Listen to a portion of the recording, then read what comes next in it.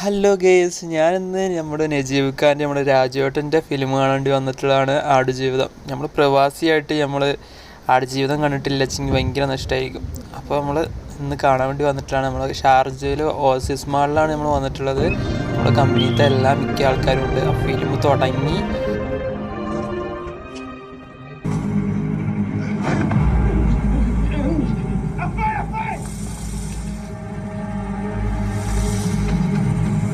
അങ്ങനെ ഫിലിം കഴിഞ്ഞിട്ട് ഇറങ്ങാണ്.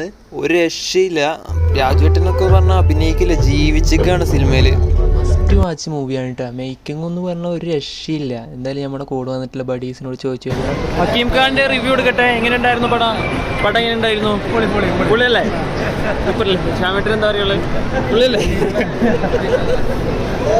അക്കുക്കെല്ലാം പടം അടിപൊളി, സൂപ്പർ.